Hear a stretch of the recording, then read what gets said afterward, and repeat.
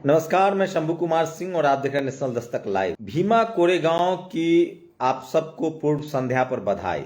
किस तरह से भीमा कोरेगांव जो है वो मुक्ति की लड़ाई थी, मुक्ति का आंदोलन था। आज पूरी दुनिया में जब नए साल का जश्न होगा तब हमारे पुरखे सिद्धनाथ महार के नेतृत्व में मुक्ति की लड़ाई लड़ रहे थे। ये लड़ाई मनुवाद से मुक्ति की थी, ये लड़ाई जातिवाद से मुक्ति की थी, ये लड़ाई भेदभाव से मुक्ति की थी, ये लड़ाई पेशवाओं से मुक्ति की थी। और वो भीमा कोरेगांव में लड़ाई लड़ी गई। सोचिए, दुनिया उस समय भी भीमा कोरेगांव में दुनिया उस समय भी, मैं बताऊंगा किस तरह से 101 साल हो गए, उस समय भी भीमा कोरेगांव में जश्न ही मनाया जा रहा था। और सोचिए, दुनिया उस समय भी नए साल का जश्न मना रही होगी और हमारे पुरखे लड़ाई लड़ रहे थे। तो ये सबसे बड़ी खबर है जो मैं आपको बताना चाहता हूं, और वो कहानी भी सुनाऊंगा कि 1918 में एक्चुअली हुआ क्या था। तो भीमा कोरेगांव की ये पूरी लड़ाई है, 1918 में जो ये बैटल हुआ था, सोचिए। और किस तरह से भीमा कोरेगांव ने इस देश के बहुजनों को मुक्ति का रास्ता खोला। वहां बाबा साहब गए हैं, मानवर कांसीराम साहब गए हैं, मैं भी 4 बार गया हूं, और इस बार चंद्रशेखर आजाद भी जा रहे हैं। तो भीमा कोरेगांव, सोचिए किस तरह से ये बहुजनों के लिए सम्मान का दिन है। उस समय भी 1918 में जब ये युद्ध लड़ा गया था सिद्धनाथ महार के नेतृत्व में, ये लड़ाई थी शिवाजी महाराज के सत्ता जिन्होंने छीनी उनके खिलाफ। ये लड़ाई थी संभाजी महाराज से जिन लोगों ने गद्दारी की उनके खिलाफ। आज भी सवाल पूछा जा रहा है कि अगर संभाजी महाराज की हत्या मुगलों ने की तो उनकी सत्ता मुगलों के पास जानी चाहिए थी, पेशवाओं के पास कैसे आई? उन पेशवाओं के पास जिन्होंने मनुस्मृति को लागू किया। ये ज्यादा पुरानी बात नहीं है मनुस्मृति लागू होना, 1918 तक मनुस्मृति लागू था। आज भी लोगों के दिमाग में मनुस्मृति है। आज media, judiciary, college, university, bureaucracy, business, sports, cinema, हर जगह खबरें आती हैं कि आज भी लोगों के दिमाग से जातिवाद और मनुस्मृति नहीं गई है, और पेशवाओं का जो मनुस्मृति जो कानून था उसको खत्म नहीं किया जा सका है लोगों के दिमाग से। लेकिन अब संविधान है और धीरे धीरे मनुस्मृति खत्म होगी और ऐसी मानसिकता के लोग खत्म होंगे। हमारी कोशिश है बदलाव की, किसी बदले की नहीं। तो आइए आपको भीमा कोरेगांव ले चलते हैं। आज चंद्रशेखर आजाद भी वहां लाइव करेंगे, जाएंगे भी। तो आपके लिए भीमा कोरेगांव की कहानी, भीमा कोरेगांव लड़ाई का इतिहास। भीमा कोरेगांव की लड़ाई भारतीय इतिहास में एक महत्वपूर्ण घटना है जो 1 जनवरी 1818 को पुणे महाराष्ट्र के पास भीमा नदी के किनारे गोरेगांव नामक लड़ी गई थी। यह लड़ाई अंग्रेजों की ईस्ट इंडिया कंपनी और मराठा साम्राज्य की पेशवा सेना के बीच हुई थी। 18वीं सदी के अंत तक सोचिए किस तरह से 800 महारों ने 28,000 पेशवाओं को किस तरह से मारा था। क्रांति कुमार ने बड़ा अच्छा इसका विश्लेषण किया है। पेशवाओं 200 साल पूरे हो रहे हैं, 1818 से 1918 और 2018। पेशवाओं ने महारों और अन्य दलित जातियों के कमर में झाड़ू और गले में हांडी बांधकर चलने का फरमान सुनाया। पुणे के भीतर आने पर पाबंदी लगा दी। ब्रिटिश साम्राज्य ने कहा तुम दलित नहीं योद्धा हो, योद्धा बनना, तलवार चलाना किसी के बाप की जाति की जागीर नहीं है। महार और अन्य पिछड़ी जातियों से कुल 500 सैनिक 1 जनवरी 1818 की ठंड में चल रहे भीमा कोरेगांव पेशवा की सत्ता को उखाड़ फेंकने के। पेशवा के सैनिकों की संख्या 28,000 थी, उसमें अरब और पठान सैनिक भी थे। भीमा कोरेगांव का युद्ध महार बनाम मराठा नहीं बल्कि महार बनाम पेशवा युद्ध था जो भीमा नदी के ठंडे मैदान पर लड़ा गया। ये मनुवादी आपको बताएंगे कि मराठाओं से लड़ाई थी, नहीं, मराठा उसमें थे, महारों के साथ थे। मराठाओं की शिवाजी महाराज की सत्ता, संभाजी महाराज की सत्ता जो छीनने वाले लोग थे, सबको पता है, कोई अब झूठ नहीं, सब जानते हैं कि संभाजी महाराज के जो छत बिछत शव था उसका अंतिम संस्कार जिन्होंने किया था वो भी महार थे, और बाद में उनके परिवार को खत्म किया गया। भीमा कोरेगांव का युद्ध महार बनाम मराठा नहीं बल्कि महार बनाम पेशवा युद्ध था जो भीमा नदी के ठंडे मैदान पर लड़ा गया।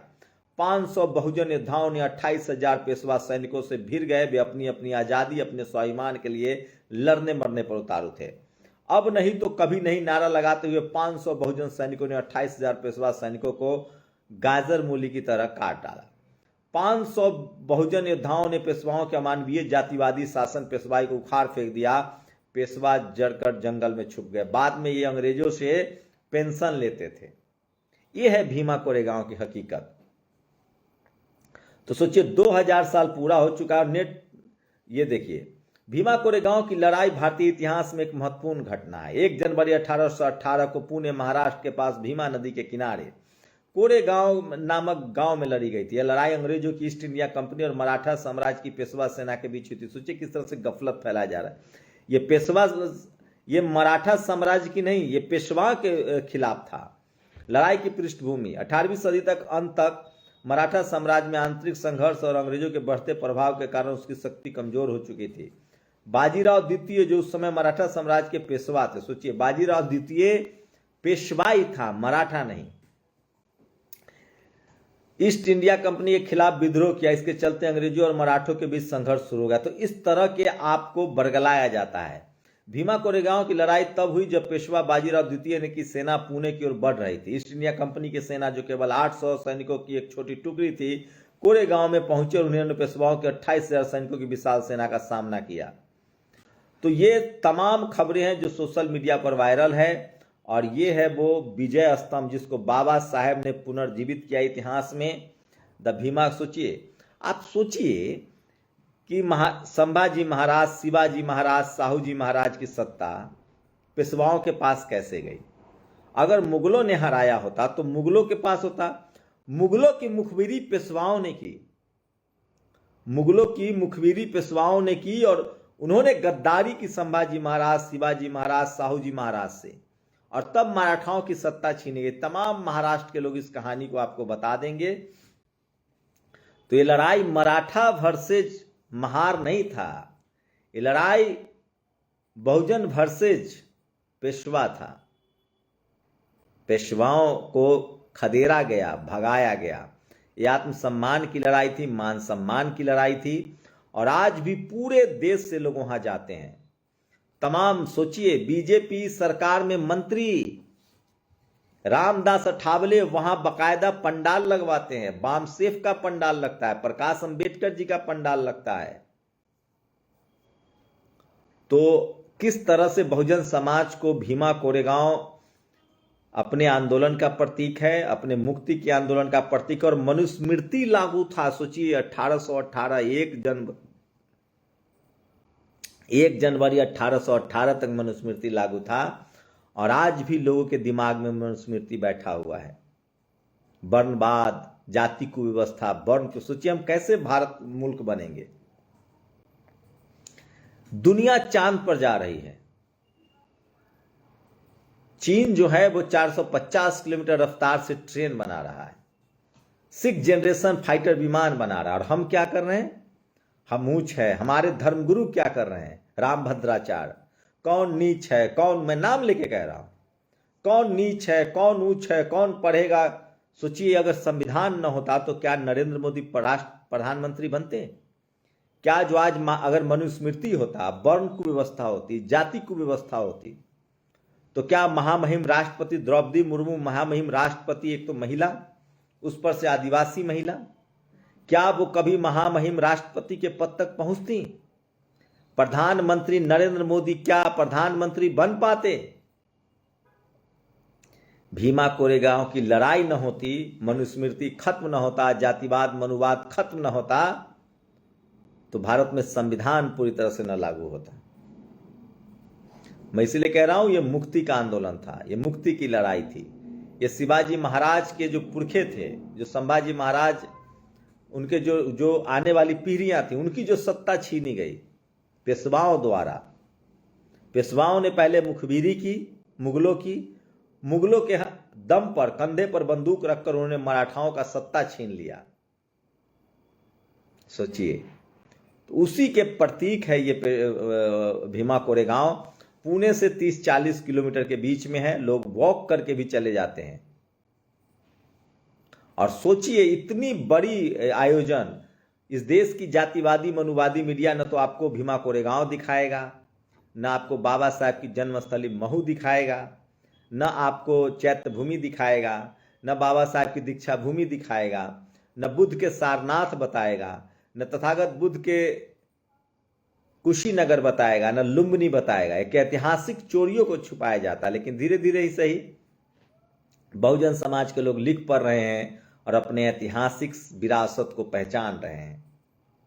बाबा साहेब ने भीमा कोरेगांव से प्रेरणा ली और उन्होंने कलम के दम पर इस देश के बहुजनों को आजाद कराया, उनको संवैधानिक अधिकार दिए और मनुस्मृति को, मनुवाद और जातिवाद की व्यवस्था को खारिज किया। तो ये मान सम्मान का प्रतीक है। बहुत लोग आपको बरगलाएंगे मराठा वर्सेज महार था, ये अंग्रेजों के लिए लड़ा गया था। नहीं, ये मुक्ति की लड़ाई थी। महार सैनिक अंग्रेजों से नहीं लड़ना चाहते थे। उन्होंने कहा था कि हमें मान सम्मान दे दीजिए, हमारे गले से हांडी और झाड़ू लटकाने का आदेश खत्म कर दीजिए, क्योंकि उस समय पेशवाओं का दौर था। बट इनको तो आदत है सुई भर बात नहीं मानने की। तब इन्होंने मजबूर होकर लड़ाई लड़ी। ये है सच्चाई। नेशनल दस्तक की आपसे गुजारिश है कि अगर इसको बचाना चाहते हैं तो नेशनल दस्तक को सब्सक्राइब करने के लिए रेड कलर के सब्सक्राइब बटन को दबाएं, फिर बेल आइकन की घंटी दबाएं। नेशनल दस्तक को बचाने के लिए बहुत जरूरी है कि हर खबर को शेयर करें, लाइक करें, कमेंट जरूर करें।